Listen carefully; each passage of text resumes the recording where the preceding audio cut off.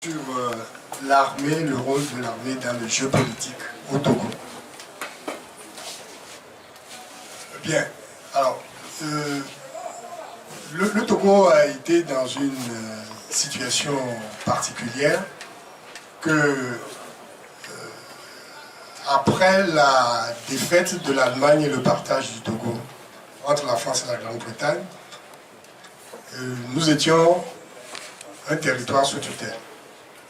Donc, directement administré par les Nations Unies, mais c'est la France qui était la puissance, disons, qui est sur place au nom de la SDN, pardon, et qui était chargée d'administrer le territoire.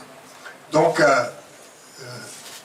vous voyez que dans l'époque, beaucoup de Togolais, certains sont allés dans les armées européennes, ont combattu, mais beaucoup moins chez nous ici que par exemple au Bénin ou au Mali ou dans les autres territoires.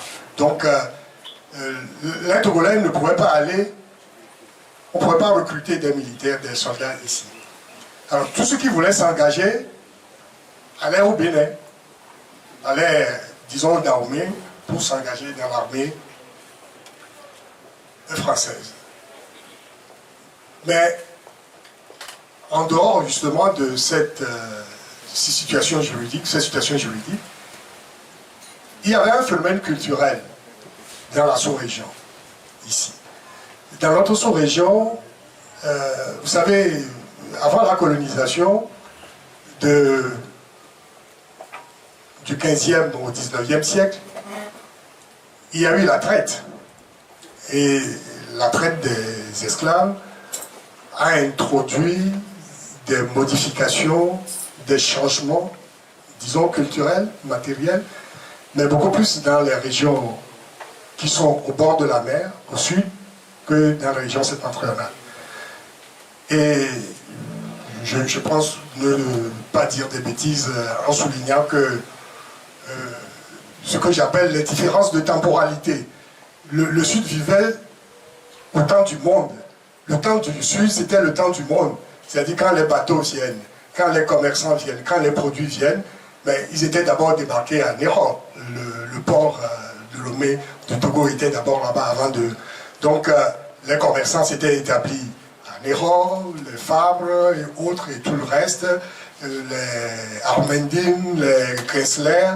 Donc, les de Sousa, tous ceux qui ont pu participer au commerce. Donc forcément, c'est le Sud qui a bénéficié. Et donc, compte tenu de la prospérité relative de cette zone, l'arrière-pays d'Anéro, c'était le pays Ouachi, où il y avait le palmiste que l'on exportait vers l'Europe.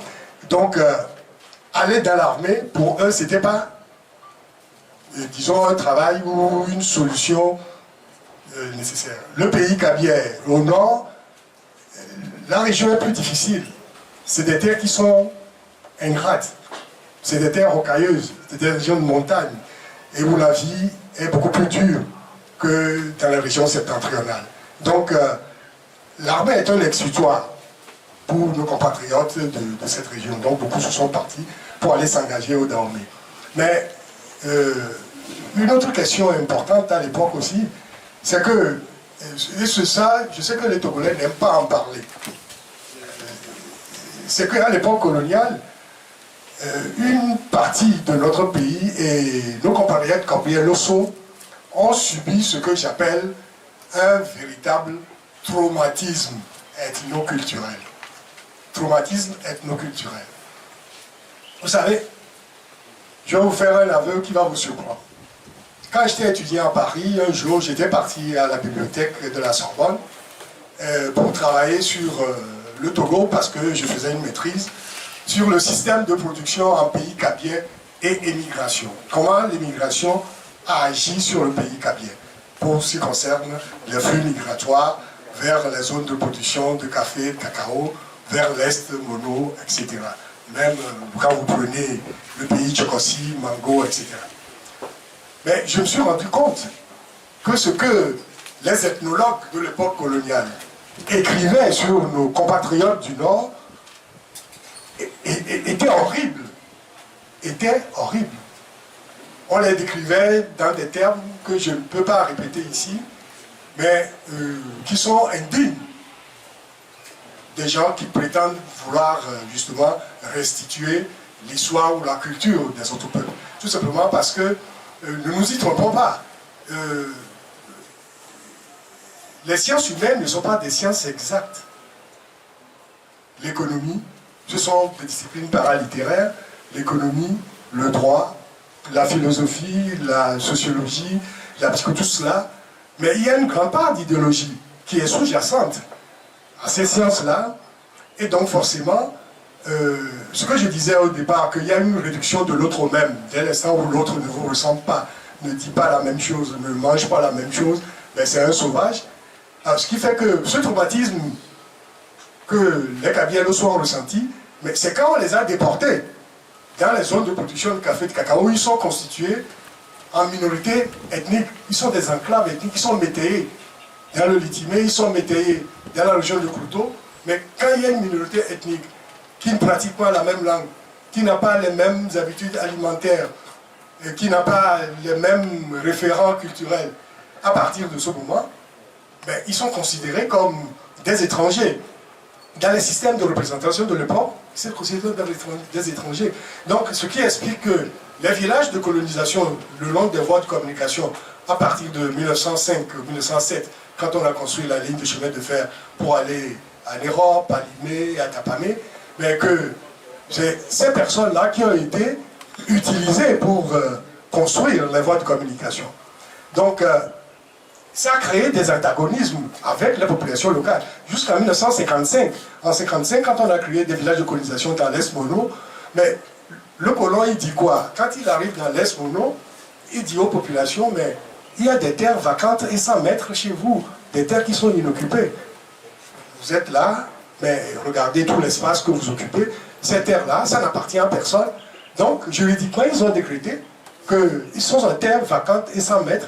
Et que donc l'État, la colonisation, c'est elle a le droit de propriété éminente. Le droit de propriété éminente sur ces terres. Et donc, que le colon pouvait en disposer. Et l'administration coloniale a voulu installer des villages de colonisation dans l'Est Mono. Les populations se sont rebellées, ils ont dit non, que ça ne se passe pas comme ça, que ce sont des réserves. Les terres qu'ils disent vacantes, ce sont des réserves, et que donc, bon, il y a eu des problèmes, donc forcément, la colonisation a créé des antagonismes. Donc ce traumatisme a fait quoi? A fait que l'exutoire des populations du Nord, dans une certaine mesure, certains, mais aller dans l'armée, c'était une solution idéale, c'est-à-dire vivre dans le Kouto, dans le Litimé. Le Litimé était encore beaucoup plus humain, à mon avis, que dans le Kouto. Mais disons que cet exutoire, c'était partir, et c'est la raison pour laquelle la plupart de nos compatriotes, dès l'indépendance, sont revenus. Beaucoup étaient des compatriotes du Nord, et même dans les éléments qui étaient ici avant que Olympio ne prenne le pouvoir, c'était des éléments à l'époque coloniale qui étaient des soldats ou des policiers, le plus souvent venant des régions du Nord. Alors, mais quel est le problème? C'est quand Olympio est devenu président et que la France a renvoyé dans leur pays d'origine les anciens combattants. La France a dit, ben, reprenez vos compatriotes. Olympio a dit non, c'est à vous. C'est vous qui les avez utilisés, c'est vous qui les avez envoyés en Indochine, c'est vous qui les avez envoyés en Algérie. Et donc ils ont tiré prétexte de ce phénomène. Je sais qu'à l'époque, des gens que je connais très bien sont venus voir Olympio en disant attention, c'est un piège, il vaut mieux les prendre tout de suite pour éviter. Mais c'était un piège qui lui avait été tendu. Et je crois que quelque part, mais ce piège a fonctionné. Et donc quand Eyadema est arrivé au pouvoir, mais Eyadema, c'est l'incarnation du traumatisme kabyle. Il l'a incarné. Et il a voulu prendre une revanche. Il a voulu prendre une revanche sur je ne sais quoi, pas sur l'histoire, mais sur les rapports interethniques. Et donc forcément, il a compris très vite que en mettant uniquement dans l'armée, en recrutant systématiquement les gens d'une certaine région dans l'armée. Il pouvait ainsi assurer son pouvoir. Je crois que c'est ce qu'il a fait. Et par voie de conséquence, on a exclu beaucoup d'officiers de l'époque, quand par exemple, dès 60, nos premiers aînés qui sont partis en France, qui sont allés à Saint-Cyr, qui sont revenus. Mais par la suite, ils ont été éjectés de l'armée. Je connais Atigla, je connais Foumé, je connais Bandera, je peux les citer. Ils sont nombreux qui ont été éjectés dans l'armée. Il y a certains de nos collègues, de nos amis qui étaient basés à la Makara, mais qui étaient gênés à l'intournure, qui étaient très gênés parce qu'ils sentaient une hostilité. Il était dans l'armée, mais il sentait une hostilité.